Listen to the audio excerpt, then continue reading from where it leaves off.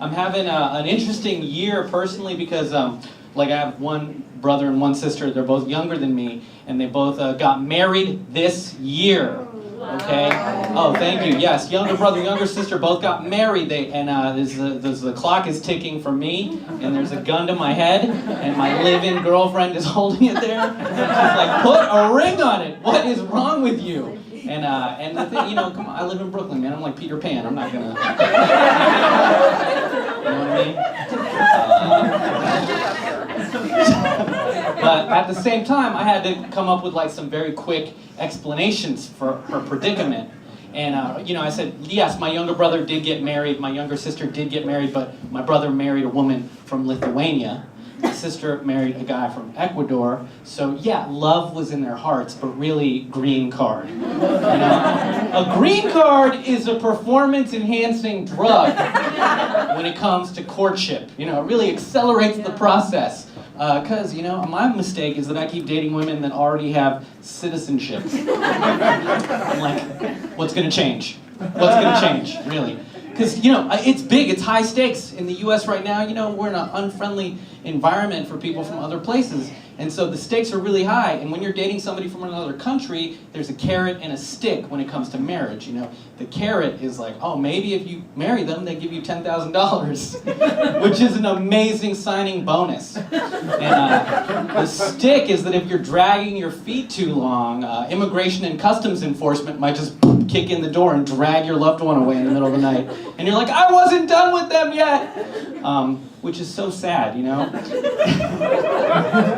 mean, unless you're just a coward and you're trying to figure out a way to break up, and you didn't, in which case it's like the best Rose loses Jack story to tell at the bar. Yeah, I'm sorry. Oh yeah, the love of my life is in a private detention center. Will anybody be able to fill this hole in my heart? I don't know, but you could try. Ice. God, my whole family's from other countries. My grandma came here when she was 78 years ago. My grandma just turned 96. She came here 78 years ago from Mexico, and she doesn't speak a word of English. And you know what I call that? Winning. My grandma is killing the game. I love her, dude. She's 96 years old, and she's got a superpower. She just walks into the room. She's like the old lady from Coco. She's like, she says, "Como?" And then a cheeseburger just shows up in front of her. Just provided for. I wish that I had that power. I wish I could just walk into a room and be like, "What happened?" Steak, medium rare, every time. I love my grandma. I was with her a month ago for her birthday, and she said, "Mijo, when are you gonna get married?" And she's like the same thing. She's like, "When are you gonna have kids? When are you gonna get married?" And I was like, "Pedro Pan, come on, think about it." But I had to think about generationally. It was very different. The world she came from. By the time she was my age, she'd already had 14 kids. Right? 14! This is before fertility drugs. This is just beans and rice. Just 14. Wow, dude, it's insane. She was a migrant worker in the Southwest. She had 14 kids, man. And this was, just at work. She was at work doing this. Just whop, pow, whop, pow, whop, pow. Blueberry, blueberry, blueberry. Raspberry. I'm like, oh my God. I think about this. I'm like, when I update my Facebook, if I get 7 likes, I'm like, woo! Job well done! I am exhausted. I need a Gatorade.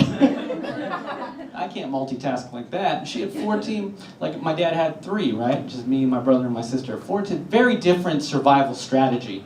When you have 14 kids, you can lose 3 of them at a Walmart and be confident that the bloodline will continue. I'm sure I have uncles in aisle 5 that are like, "Hey, when are they coming back?" I'm like a manager now.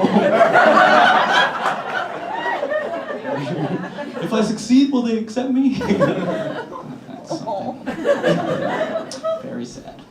And very different. It's interesting that, I'm Mexican, my family's from Mexico. Latino, Mexico, they make us in this size. Limited edition. Boom, my dad met a woman from Greece here, so I'm Mexican and Greek, Mexican. It's like my parents met at a diner in Queens. You mix the Mexicans and the Greeks and it just comes out very Jewish. Like a nearsighted Beastie Boy.